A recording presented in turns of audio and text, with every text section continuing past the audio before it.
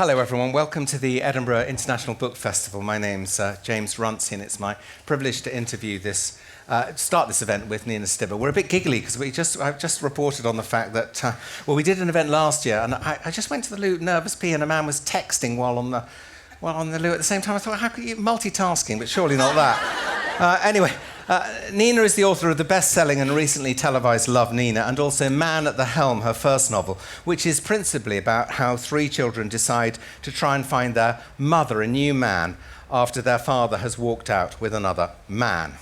It's a description of a chaotic household, which we discussed in an equally chaotic session last year, including one of the funniest readings I've ever heard about a pony being trapped in an upstairs bedroom. Now Nina has written a sequel, Paradise Lodge. The same narrator, Lizzy Vogel, is now 15, still at school, but working in the nursing home, Paradise Lodge, a job she takes because, at the age of 15, it seemed too exhausting to become a full-time girlfriend or a punk. We're going to talk for a bit, and I've picked out 3 passages to give you a flavour of the book, which I'm going to ask Nina to read, and then we'll discuss them, and then it'll be your turn to ask questions, unless it all goes very wrong and very unpredictable. So, because that's what it can be like with Nina. So please welcome Nina Stibbe.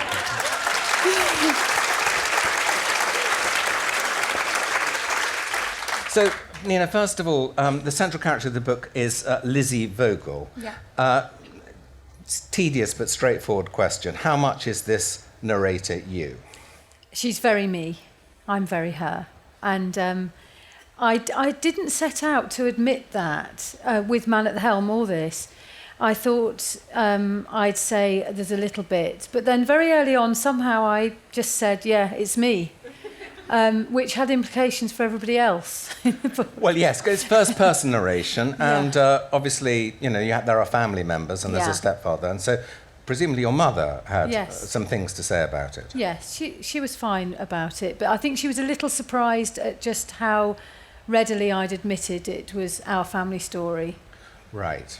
So we're in the 70s, and. Did you have to do extra research, or is it all memory, and then with a bit of made-up stuff? It's exactly that. It's my memories. I'd always wanted to write about my time working at this nursing home, which was in real life called The Grange, because it had been so funny and wonderful and interesting. But I'd never had the courage to really. But then when I set to write it, I realised I didn't have to change it very much at all, but I just tweaked a few things. And the research, I didn't do a lot of research. What happens is, it's great. You send the book to the publisher, and then the copy editor contacts you with all the things you've got wrong. And so it's actually much easier.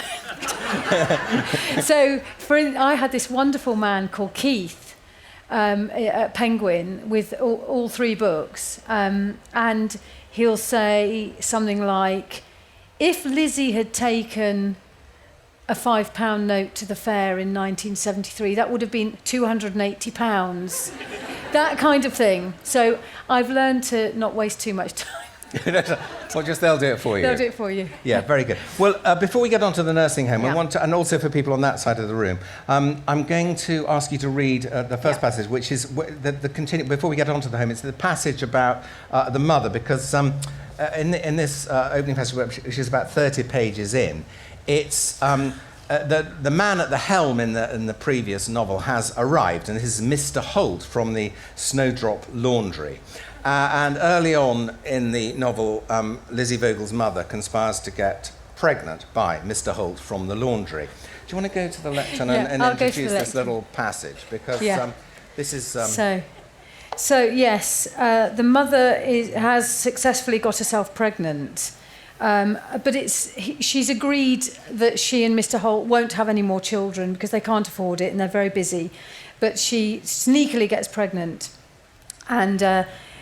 during the pregnancy, first of all, she doesn't tell Mr. Holt for ages because she thinks she can't bear to because he'll be so cross.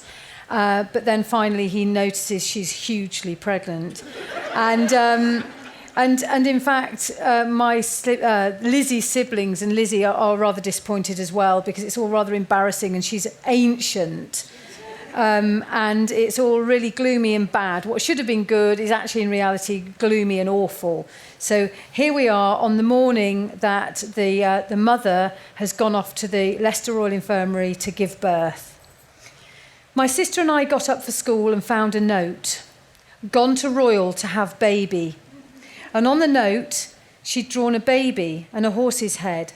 She always drew a horse's head because it was the only thing she could draw, and it showed she was happy. In spite of the horse's head, I was upset that she'd gone off on her own.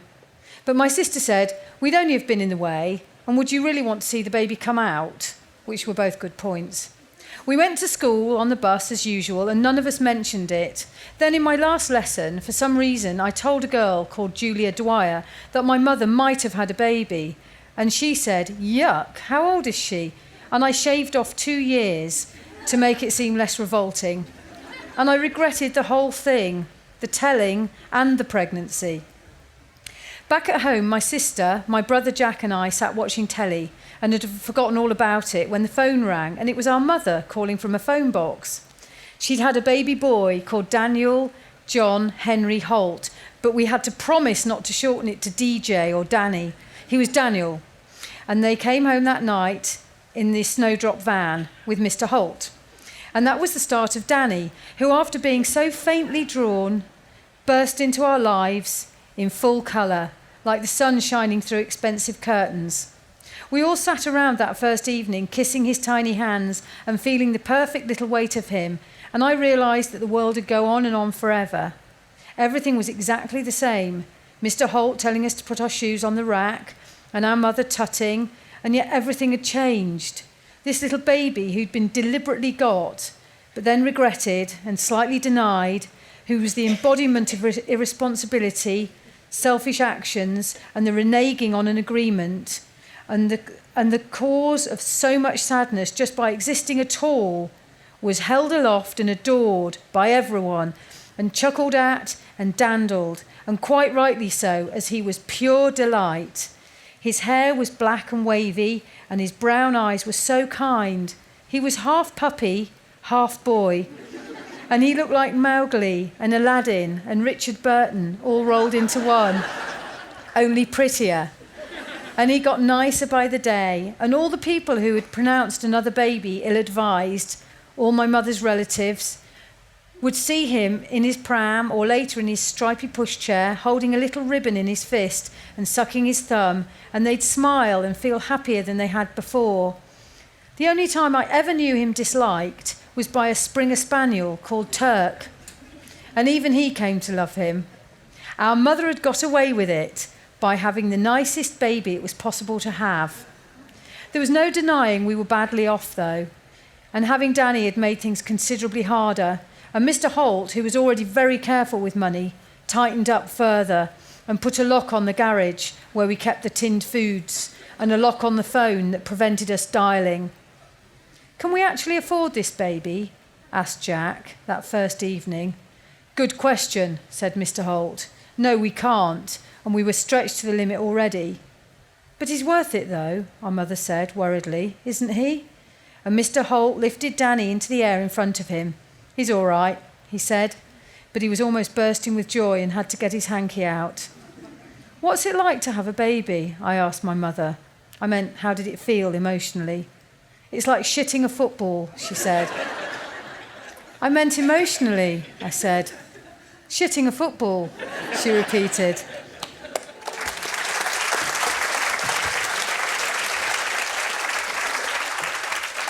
I mean, it's interesting. The humour is often an accumulation of detail, isn't it? It's just not Mowgli and Aladdin and Richard Burton. It's the idea that you start something off and then you just throw something else into the sentence. Is that how your humour... I mean, humour often works in threes. It's one and then another and then another.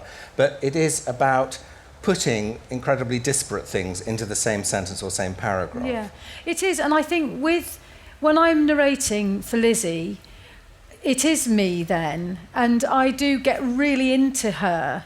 And it's that kind of saying a thing that sounds quite clever. You know, he was like Aladdin or whatever she is. He was like Aladdin. And then go, oh, and that, and sort of just, you know, rambling and gushing. And I let Lizzy do that a lot, as you've noticed. I mean, it's just a matter of sort of putting lots in it. If we were doing a very pretentious literary festival, which this is not, I would call it Rabelaisian humour. Yes. You know, you would have, but we're not talking like that. No. Are we? No. Good. Okay, good. Sorry, spare you that. If you were hoping for a discussion of Rabelaisian humour, there's one in 2 weeks' time. Anyway, the thing is, the 1970s, of course, what you've got is got humour at quite a grim time. We're both, I'm sorry to say, roughly, very roughly, I am older than you, but we are roughly the same. He's a lot older than me. He tried. And the 70s, bloody hell. Yeah, awful. They were terrible. They were great. So tell us about how you see that growing up in the 70s in Leicester. Leicester's now quite a groovy town because of the football club and Richard III. Yeah. But it probably wasn't that groovy in the 70s. Look, like everybody, I look back from now with absolute horror at what we were like and what the time was like, you know, the casual racism and the sexism and the awful time women had and homophobia and all the rest of it. It's awful. And we're obsessed a bit with it, aren't we? There are lots of programmes that we can look back at that time on YouTube. You see those awful adverts and the way women were objectified and all that. And so it's awful. But at the time, I sort of already knew. You know, you just sort of thought, well, gosh, you know, it did feel pretty grim. But there were wonderful things. And the fact that we weren't so self-conscious then meant that people were openly awful. You know, and so that's quite a gift to write about, I think. This is one of the things now everyone has a mobile phone and children and adolescents all have mobile phones. But this idea of Mr. Holt putting a lock on the telephone. But you remember when, Graham, phone calls were very expensive and people get in a terrible state about them. And so money and economy, and you didn't have very much money. The phone bill was a huge tyrannical thing then, and people don't, my kids don't understand it. You know, does anyone else remember those little locks on the phone, on the one? Yeah. So you couldn't, and you know, a lot of people had those, or you had a special tariff where it was incoming calls only. If you were really, you know, terrible at paying your bill, you could have that. Or you put the phone in a really cold part of the house, so nobody would be too long on the phone. Because you only had that long. Yes. You know, yes, it was a different experience for teenagers then, a very, very different experience. We went off and did things, and it was get horrible. A job, which is, you see where I'm going? I'm going to getting a job. Oh, yeah, that's where you're going. Well, I thought we had prepared this. I know, really. we really did prepare. I'm terrible. So, no. So the idea is you have to get so even at 15, and you're a full-time schoolgirl, and lots of your friends got jobs. We all did. We all had jobs. And mostly the jobs would be after school a couple of days or maybe at the weekend. But if you really liked the job, you might just stay at the job and not go to school, and that's what I did. You know, school just seemed so pointless. You know, my mum had this baby, because she in real life did have that baby I was just reading about. And, you know, she'd conned this bloke and had a baby, and it seemed the way to go. And what's the point of learning about, you know, weather, maths, and you know, and when you're just going to have a baby, that's what I thought life was going to be. I was going to find a bloke, con him into having a couple of kids, and make gravy. And so I'd got this job where I could afford, you know, really nice shampoo and all the things that my parents couldn't afford. My mum and my stepdad couldn't afford. You know, I could buy jam.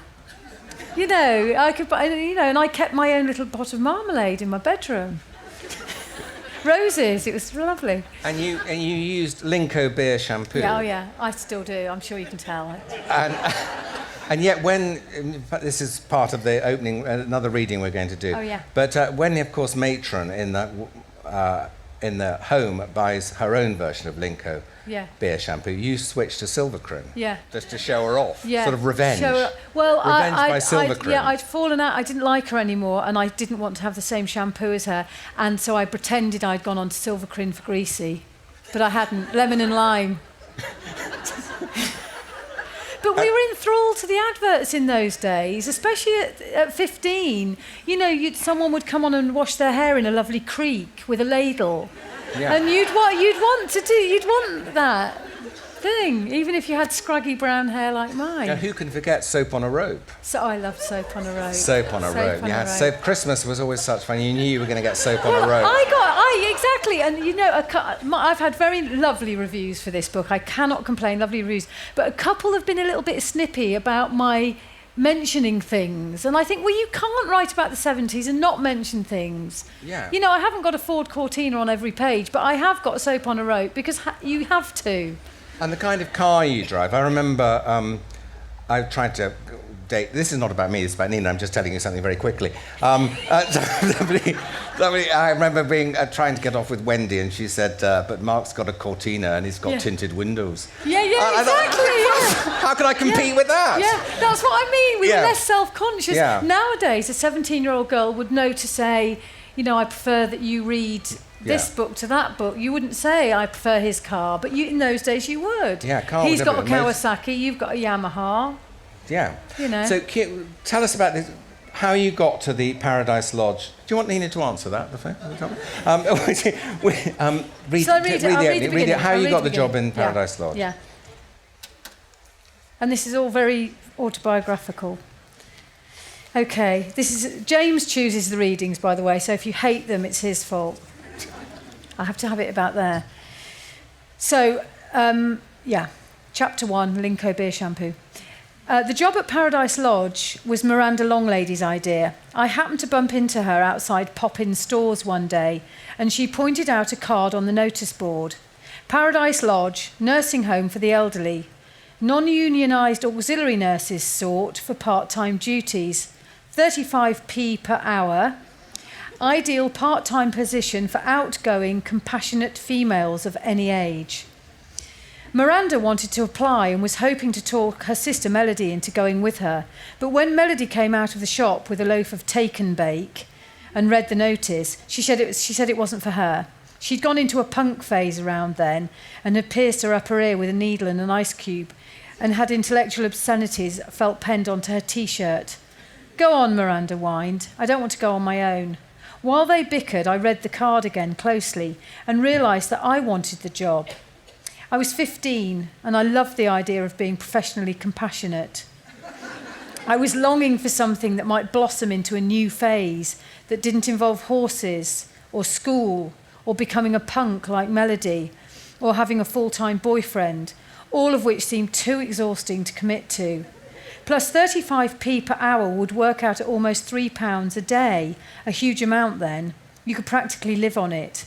Plus it was walkable distance and I was a hater of bus travel. I'll go with you, I said, and Miranda spun round and looked at me, gone out. We'd never been particularly friendly. Actually, I hated her, and ditto she me. But for the reasons above, I ended up walking with her to the next village to apply in person forthwith, as per the card. The walk up to Paradise Lodge was fascinating. Miranda opened up to me about her reason for needing the job. And it was so compelling and romantic, and unlike the Miranda of old, I changed my mind about her. I still didn't like her as such, but she seemed interesting, which was more than could be said for most people. Miranda and her mother were at loggerheads regarding her new boyfriend, Mike Yu. Miranda had gone on the pill to be poised to have intercourse with him when the time came. And Mrs. Longlady had twigged it because of Miranda suddenly going up 2 bra sizes in spite of a recent switch from real bread to low-calorie Slimcia. Mrs. Longlady had stopped Miranda's pocket money and was now refusing to give her a penny until she stopped seeing Mike Yu. The real problem was that Mrs. Longlady preferred Miranda's ex, a boy from Market Harbour called Big Smig, who was posh but tried to play it down by swearing, and whose dad worked for British Leyland on the admin side, and whose mum did charity work for Princess Anne with a horsey connection and was single-handedly arranging 5 interconnecting street parties for the Queen's Silver Jubilee. Miranda's mother was offensive about Mike Yu, calling him Buttercup and saying he was Japanese. This infuriated Miranda because Mike wasn't. He was from Hong Kong, and the people from there are usually British or Chinese, unless they're another nationality, but they weren't usually Japanese for some reason. Miranda had researched the whole thing thoroughly with an encyclopedia and had even asked Mike Yu about it, even though that had been awkward and intrusive. Miranda had recently had a bad dream in which her mother had made a voodoo doll of Mike and stuck a pin in it. And while poor Mike Yu writhed in agony in the dream, Miranda had shouted at her mother, "Stop doing voodoo on Mike. I love him." And it was via that dream that Miranda was first aware she had actually fallen in love with Mike. Since then, Miranda's relationship with Mike Yu had become so serious, she'd been to dinner twice with the whole Yu family, Mike, his parents, and an old granddad. On the first occasion, they'd had food sent up to their flat from Good Luck House takeaway, which they owned and was downstairs. And it had been very nice. The second time, though, it was disgusting. Mike Yu's mother had attempted to cook in the English style in her honour. And though it was a kind gesture, Miranda had very nearly been sick at the table. Mike Yu's mother had served great big onions as if they were a vegetable, just cooked whole and plonked at the side of the plate next to a slab of pork. Miranda had struggled with the pork, chewy, salty, and the onion, slimy, sweet, and had literally gagged and had only just managed to cover it up with a pretend coughing fit. Plus, it hadn't helped that Mike Yu's old granddad had sat there with his plastic face and glued up eyes, eating hard-boiled eggs with his fingers. In spite of all this horror, Miranda was so keen on Mike, she tried to learn Chinese so they could chat in his language. It had come to nothing, though. Just learning Tuesday, Tin Si Wa, had taken her a week. And then no sooner had she learned Wednesday, Tin Si Tia, that she forgot Tuesday. Miranda had expected it to be a doddle, her mother having become semi-bilingual English-Spanish within a matter of weeks when attending a night class. Miranda had thrown in the towel and just spoken in English and signs. She did learn Mike Yu's mother's name, Yu Anqing, which meant quiet, and his father's name, Yu Huqing, which meant good luck, but hadn't bothered with the old granddad because she didn't want to have to look at him. It's awful. But Miranda was awful. She thanked God for Mike having an English name, otherwise she might not have been able to go out with him. But he must have a Chinese name, I said. No, Miranda assured me, Mike's Mike in Chinese. Anyway, Miranda needed the money to buy clothes and cosmetics to look trendy and attractive for Mike Yu, especially as she'd outgrown all her clothes with her new bigger bust. She'd given away her Dorothy Perkins bras to her sister Melody, who wasn't on the pill and needed the padding, and had gone a bit manly in puberty. My reasons for wanting the job at Paradise Lodge didn't seem anywhere near as exciting or romantic as Miranda's, nor as straightforward, which was just as well, as there was no time. Her story had lasted the entire 40-minute walk. "There," said Miranda, pointing, "Paradise Lodge." I flicked my fag into the drain and we tiptoed over the cattle grid. Miranda, being in high shoes, was cautious and had to watch her footing. Looking down, I saw a walking stick lying in the oily water in the pit underneath. "Jesus," said Miranda, wobbling a bit. "There's no way the old cunts are escaping from here."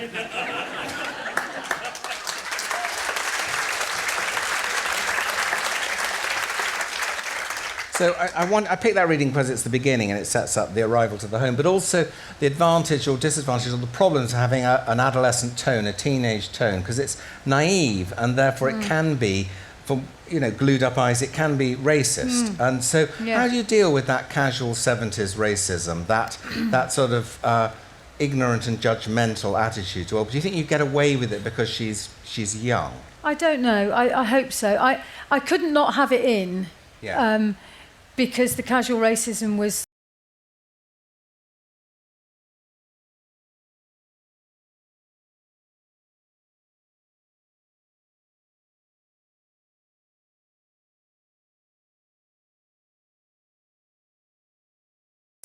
if somebody was foreign, not English and white, you wouldn't mention it. It was almost as if it was a defect and it'd be rude.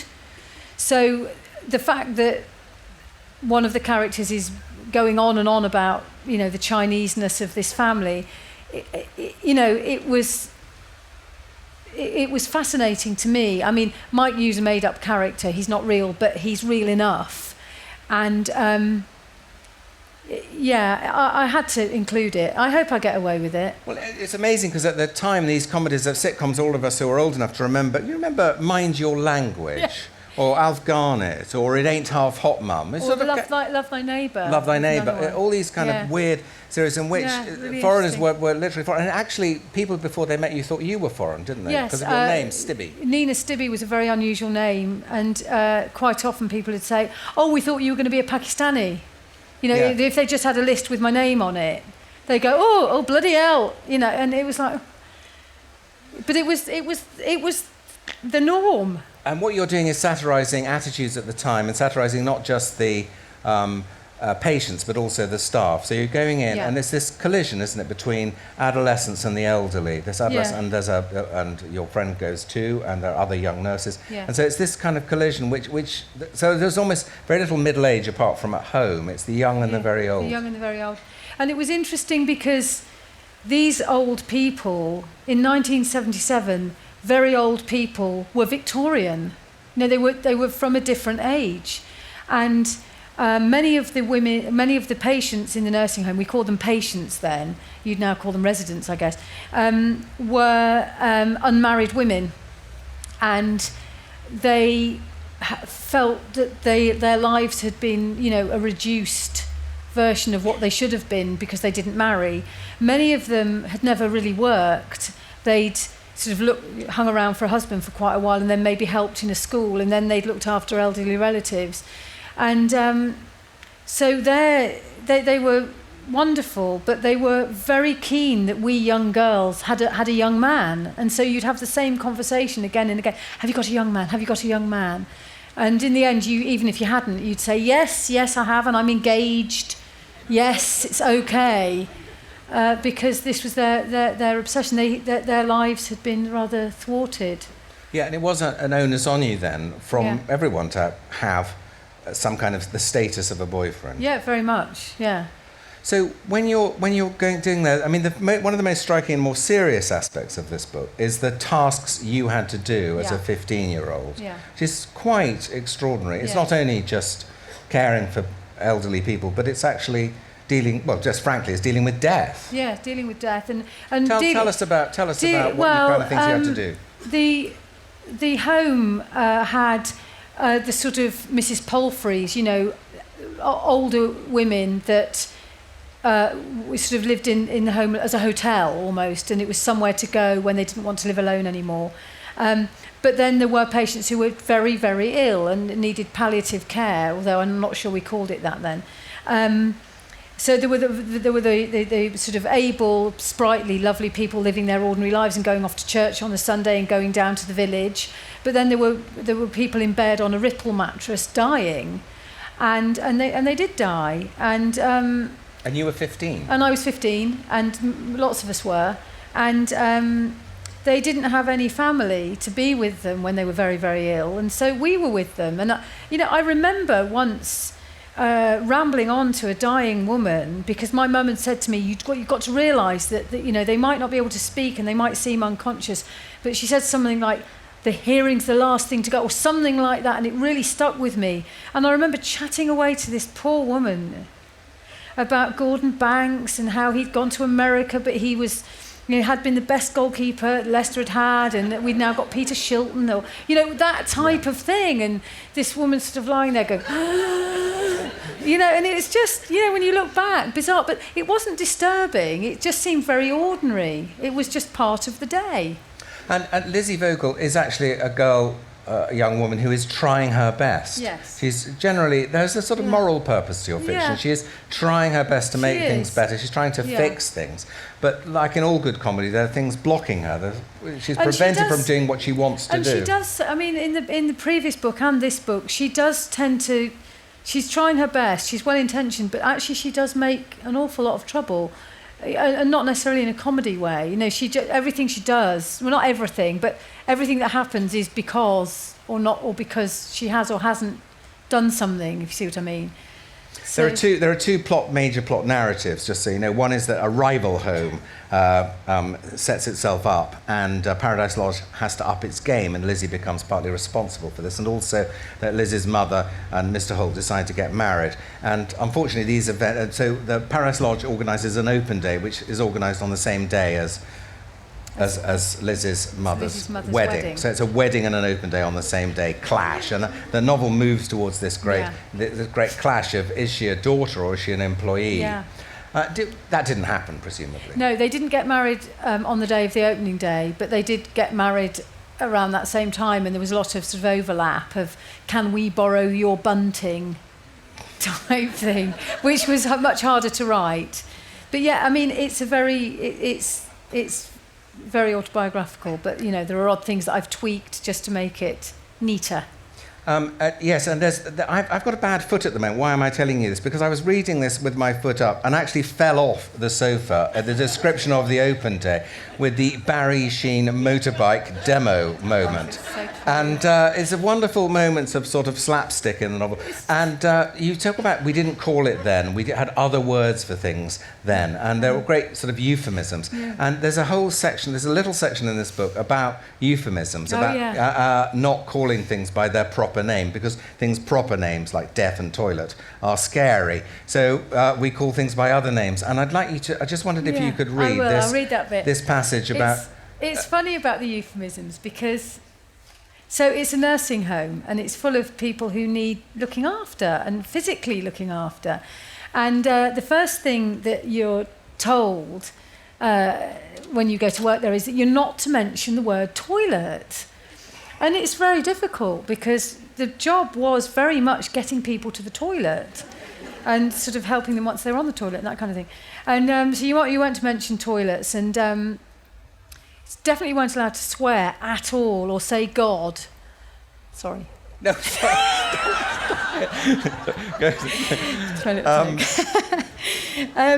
So, and it was just bizarre that we weren't to say toilet or bottom or anything like that. And I think we were allowed to say feet, and that was about it.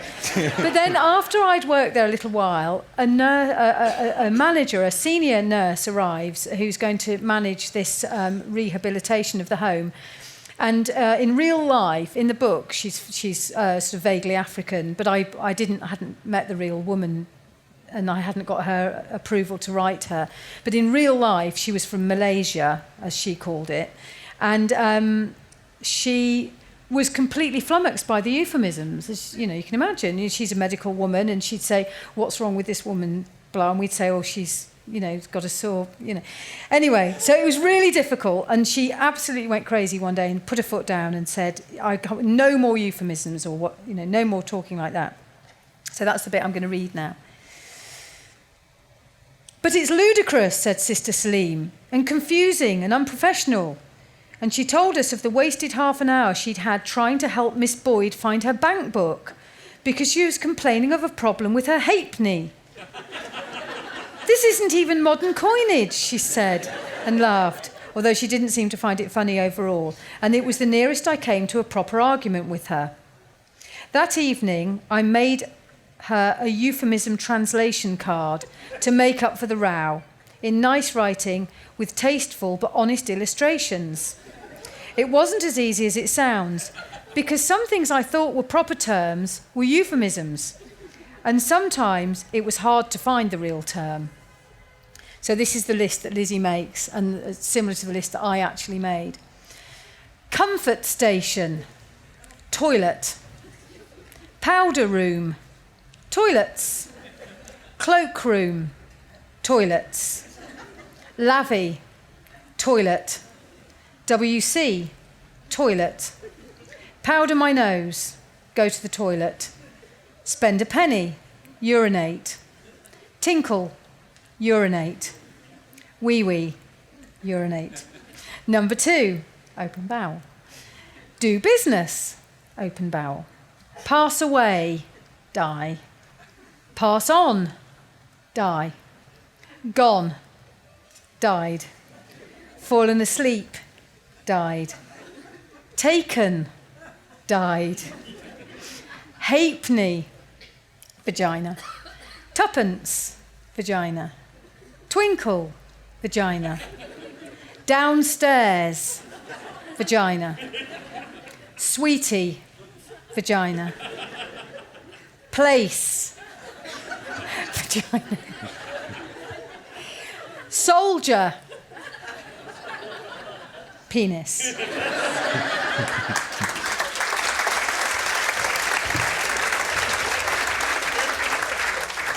So, thanks. I think we've finished reading. Yeah, I think who knows? We could do anything. I think it's time for you to ask some questions. We can always go back and talk, but surely it's your turn now. And we have a roving mic, but you're probably busy with the thing. I'm going to go right to left, I think. Anybody over here with a question for Nina? Don't be shy. Otherwise, can I just say about the euphemisms? Yes, you speak. The Paradise Lodge has just come out in the United States. And it's been hilarious because they want me to do a piece on euphemisms, but then they don't really understand. And anyway. Questions? Any questions? Yes, the gentleman there. Thank you very much.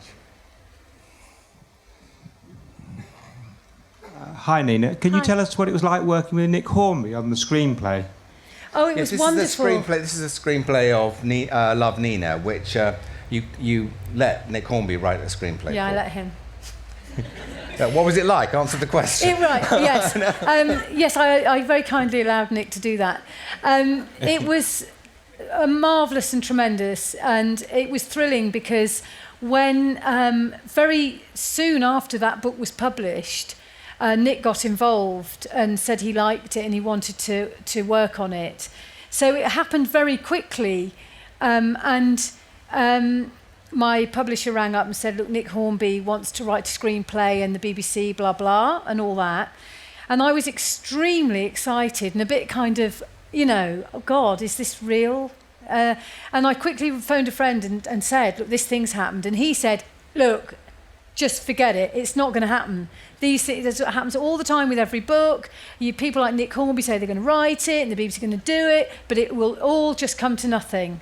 So I then completely put it out of my mind until the next call was, probably a year later saying, oh, we've cast Helena Bonham Carter type thing, So it was wonderful for me because I didn't get excited and it was a lovely thing to hear and then, oh no, nothing.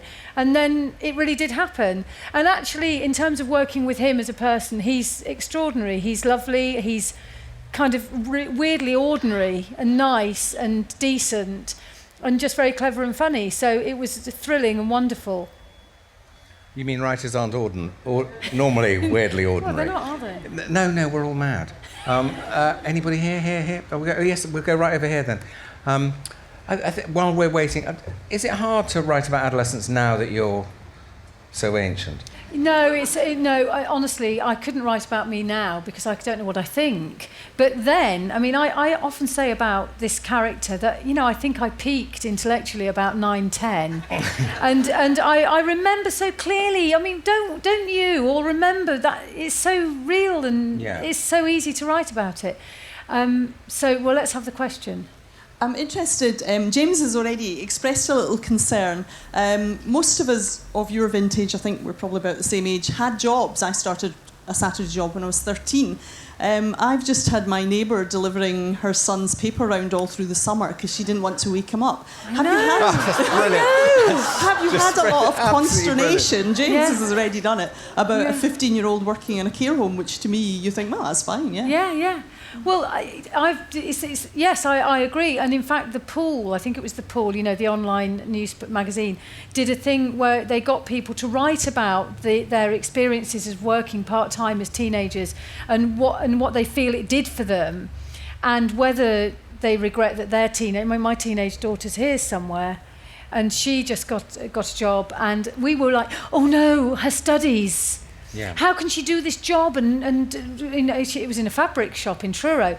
How can she measure fabric and learn about maths? And I think we're very overprotective and worried about them. And I hear this all the time that the people are doing their children's jobs for them. Yeah, so I think it was a good thing back then, and maybe not perhaps as extreme as some of us went, but I'm all for my kids working. Did you have a job? Did you have a job? Yeah. I mean, we were very... Yeah. I mean, yes, of course. Yeah. Well, yes, Woolworths. my sister worked in Woolies. There you Yeah. are. Well, did you feel neglected as a child? No. Yeah, because there wasn't a way to get out, but you were supposed to get out of the house, They had weren't no you? interest in me, and it was benign neglect. You know, it was.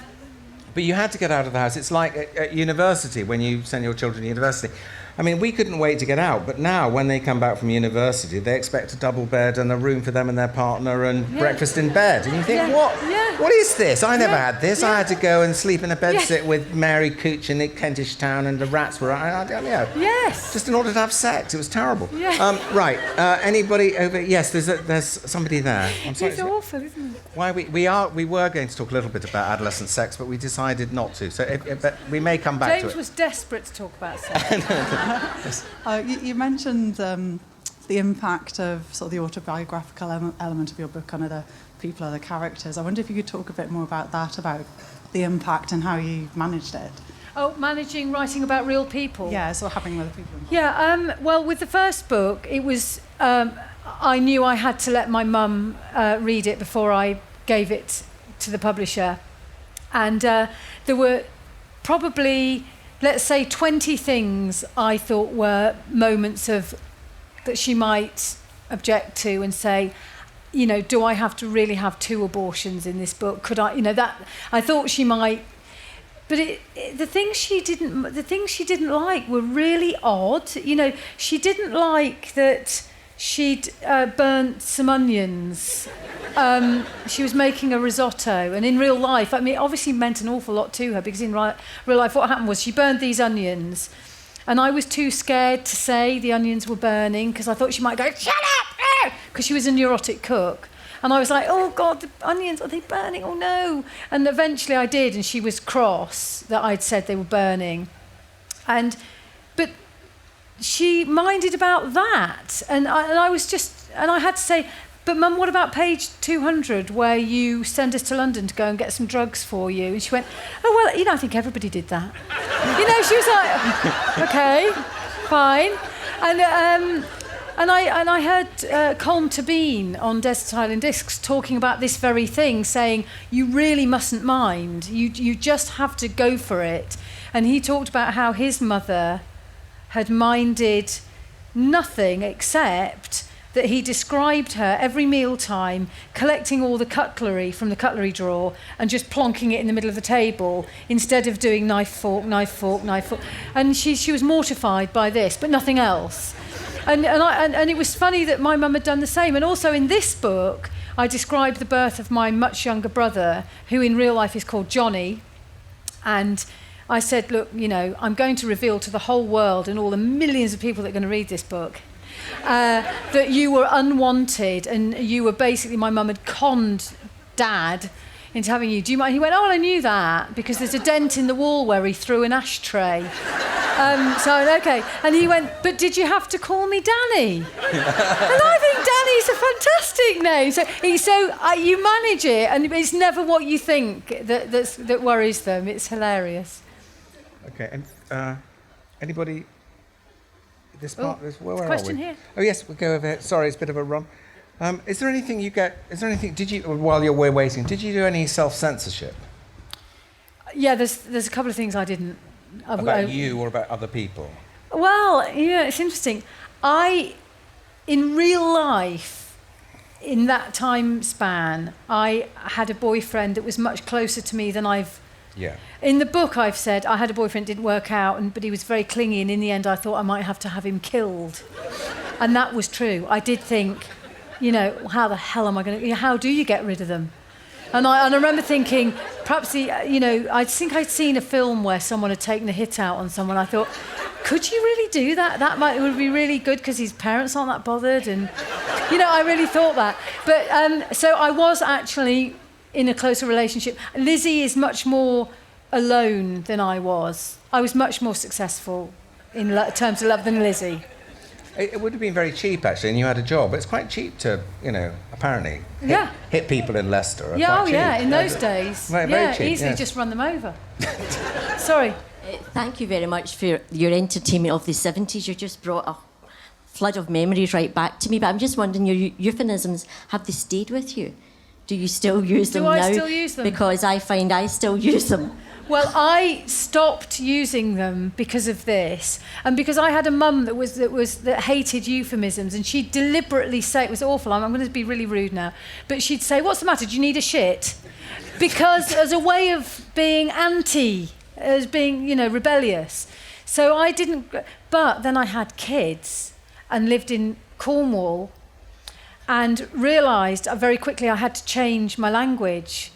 And I did, and I didn't do it very well. And so I started to say, instead of just not saying fuck, I'd say, "Oh, fudge," that, and elaborate things that were obviously the thing.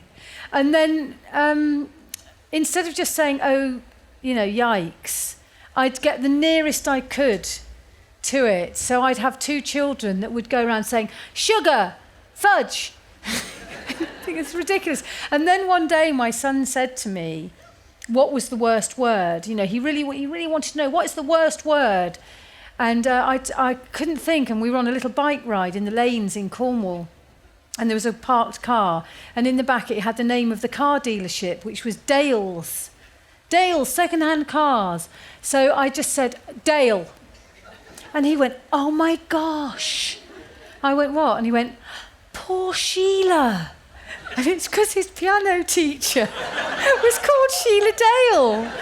So I basically told my son that his piano teacher was called Sheila Hunt,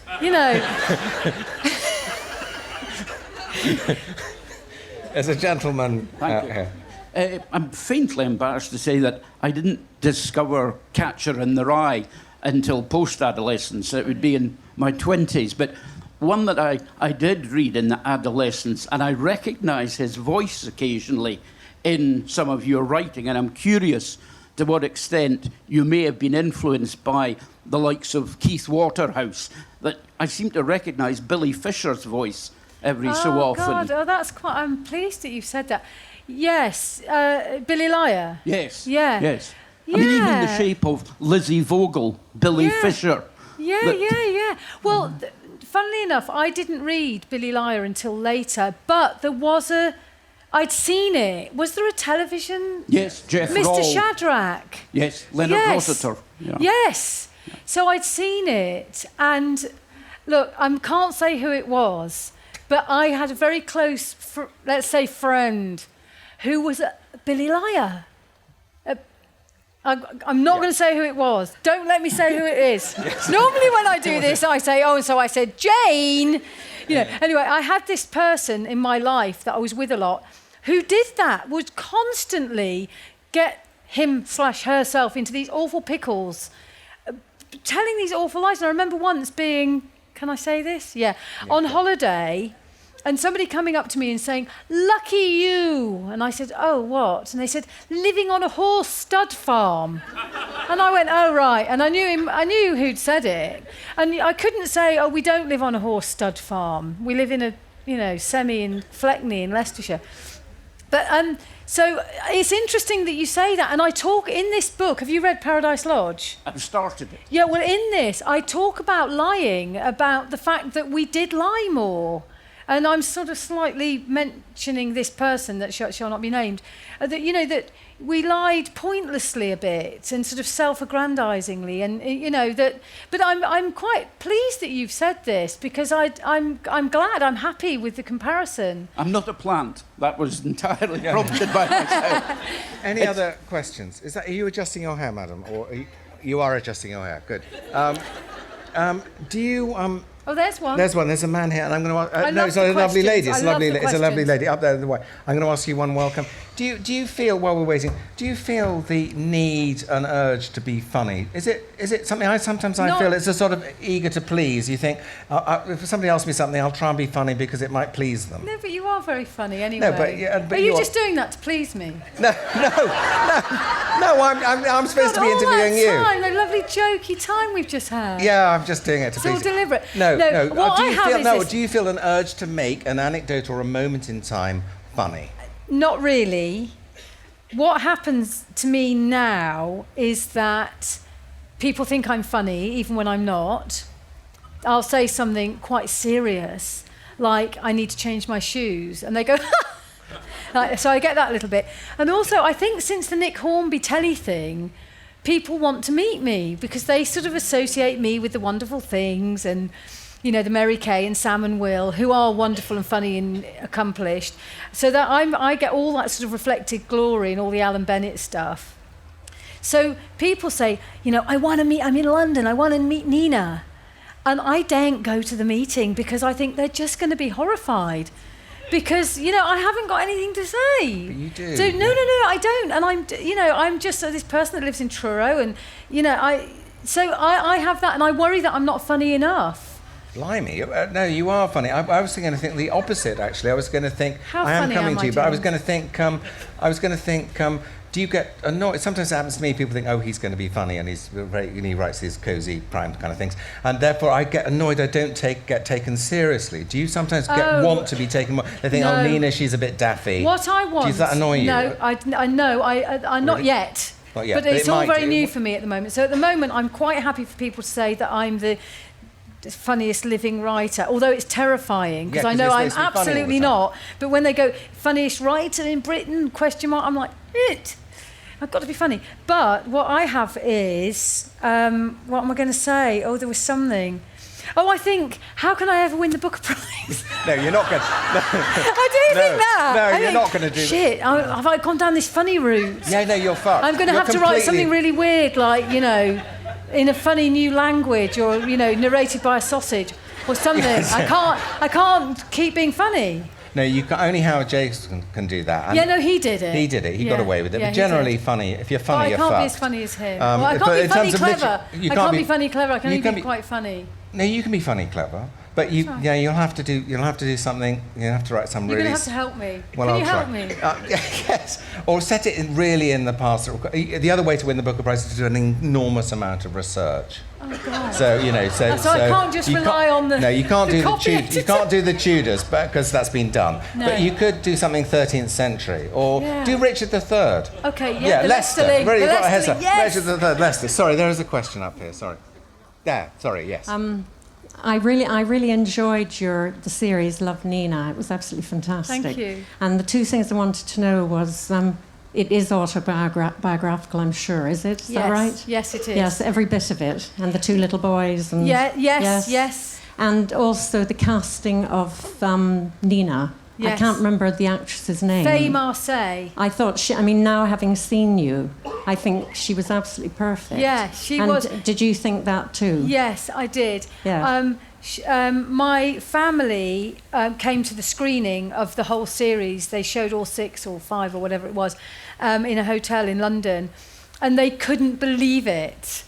This girl, this woman, Faye Marseille. But I want to say this other thing that's sort of relating to your question, which is the most thrilling thing for me, which is there's a character in Love Nina, the television series, called Ray, who my now partner, then boyfriend, Nunny, was the helper for, and he was in a wheelchair. So anybody that watched the series, that actor in the wheelchair is Sam Frears, who was one of the boys I looked after, was the boy with disabilities that I looked after. So he is now 42 or something, and is an actor, and auditioned for the part, and got it. So it's really exciting. So he, and it was great. I felt that, selfishly, self-obsessed. I was like, I've given him this wonderful gift, but not at all. He did actually, he had to audition and go through all the hard work. But he was brilliant, and it was just thrilling. But what a cast! It was amazing. Fantastic cast. We've got time for one last question. If anyone's got anything, or I'll ask something. Okay, so what would you like to do next, Nina? I'm currently writing the third of the Lizzy Great. Vogels. That's the third in the trilogy. And we've moved out of the 70s into the early 80s. And it's the years because they're so autobiographical, I catch up with myself moving to London and becoming a nanny and knowing Alan Bennett and his rice pudding. So it's the last little slice of my life when I learned to drive and went off and became a dental nurse and did all sorts of mischief. And what surprised you most about writing these? What have you learned most about yourself? That I think the biggest lesson is really not just for me but for everybody, that you should at least try to write in your own voice, because I've been writing for 30 years and desperately trying to tell stories, and I've done it this way and that way, and I've written in different narrations, third person and first person, and I've never before Love Nina, I'd never just relaxed and written as me. And of course, Love Nina, I didn't know anybody was going to read it because it was just letters written to my sister 30 years ago. But because people liked it, I went back to an old book I'd written, which was Man at the Helm, and I rewrote it in my voice. And my publisher liked it, and it was the first thing anyone had liked. And that's the lesson for me, that don't try too hard, I think. Yeah, don't write to impress. No, just don't try and win the Booker Prize. Well, I'm going to do that next. I'm going to try. But write to entertain. Yeah, write to entertain. Write to entertain and write what you're really feeling. And, there are things that you might not think are funny and worthwhile, but actually they are, and if they happen to you and they've meant something and it happened, it's worth something. I mean, the horse going upstairs and going crazy and looking out of the window, to me that's just a nothing thing that happened to me. But people just don't stop talking about it. And going barefoot, which I did in London for a bit, people just don't, because people are interested. That's another lesson. People are interested. They love reading, they love stories, and they will love your story. And that's been a wonderful surprise.